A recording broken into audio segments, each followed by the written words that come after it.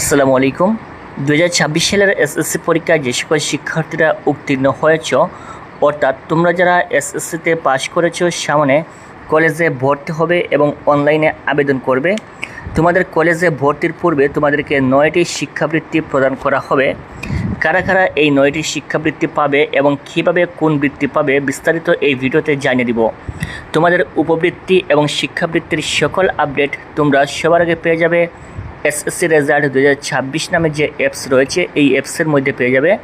Play store থেকে SSC result 2026 লিখে search দিয়ে প্রথম যে অ্যাপস রয়েছে এই অ্যাপসটা ইনস্টল করে রাখবেন এবং তোমাদের সকল বৃত্তির আপডেট, কখন কোন বৃত্তি শুরু হচ্ছে এবং কিভাবে এর টাকাটা পাবে বিস্তারিত তোমরা এই অ্যাপসের মধ্যে পেয়ে যাবেন। অবশ্যই প্লে স্টোর থেকে অ্যাপসটি ইনস্টল করে রাখবেন। প্রথমত হচ্ছে বোর্ড বৃত্তি, যেটা বাংলাদেশ শিক্ষা বোর্ড থেকে প্রদান করা হয়। এটা খুবই গুরুত্বপূর্ণ শিক্ষার্থীদের জন্য। যারা এসএসসিতে 3 পয়েন্ট পাবে তোমাদেরকে সাধারণ বৃত্তি দেওয়া হবে এবং যারা জিপিএ 5 পয়েন্ট পাবে তোমাদেরকে মেধাবৃত্তি প্রদান করা হবে। মেধাবৃত্তির ক্ষেত্রে শুধুমাত্র জিপিএ 5 পয়েন্ট গ্রহণযোগ্য এবং সাধারণ বৃত্তির ক্ষেত্রে জিপিএ 3 পয়েন্ট গ্রহণযোগ্য। সো এটা নিয়ে আমরা অবশ্যই আলাদা একটা ভিডিও তৈরি করব।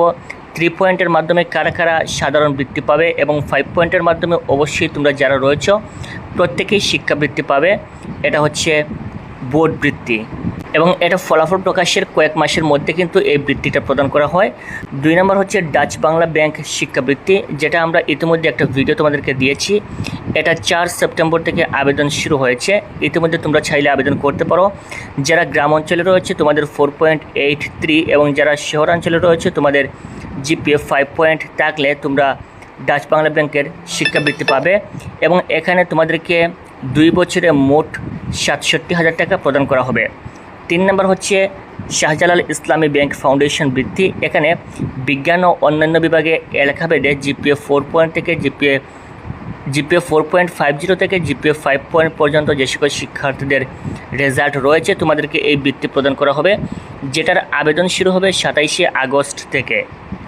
4 নম্বর হচ্ছে প্রধানমন্ত্রী শিক্ষা সহায়তা ট্রাস্ট।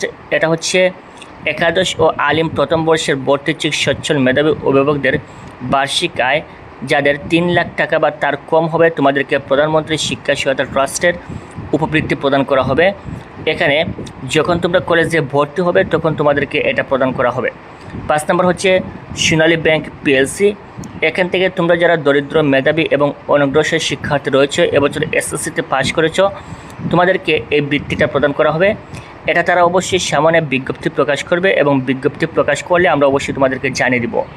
6 নম্বর হচ্ছে সমন্বিত উপবৃত্তি, যেটা একাদশ শ্রেণীতে তোমাদেরকে ভর্তি হওয়ার পর তোমাদেরকে দিবে এবং এখানে কলেজে ভর্তি হওয়ার পর তোমাদের মধ্য থেকে বাছাই করা হবে এবং বাছাই করে তোমাদেরকে এই বৃত্তিটা প্রদান করা হবে।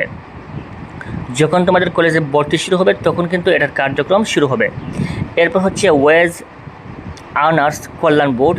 এখান থেকে কিন্তু প্রতি বছর শিক্ষার্থীদেরকে, যারা মেধাবী শিক্ষার্থী রয়েছে অথবা যারা অনগ্রসর শিক্ষার্থী রয়েছে তাদেরকে এই বৃত্তি প্রদান করা হয়, যেটা তারা সামনে বিজ্ঞপ্তি প্রকাশ করবে এবং বিজ্ঞপ্তির মাধ্যমে জানিয়ে দিবে। 8 নম্বর হচ্ছে মেঘনা গ্রুপ নাম্বার 1 বাবার কীর্তি সন্তান। এখানে মেঘনা গ্রুপ থেকে কিন্তু এসএসসি উত্তীর্ণ শিক্ষার্থীদের মধ্যে যারা জিপিএ 5 পায় তাদেরকে এটা প্রদান করা হয়। এটা 25শে আগস্ট থেকে আবেদন শুরু হবে।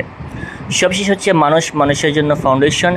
এখান থেকেও যারা দরিদ্র, মেধাবী এবং অনগ্রসর শিক্ষার্থী রয়েছে তাদেরকে এই বৃত্তিটা প্রদান করা হয়। এটাও সামনে বিজ্ঞপ্তি প্রকাশ হবে এবং বিজ্ঞপ্তি প্রকাশ হলে আমরা অবশ্যই তোমাদেরকে ইনশাল্লাহ জানিয়ে দিব।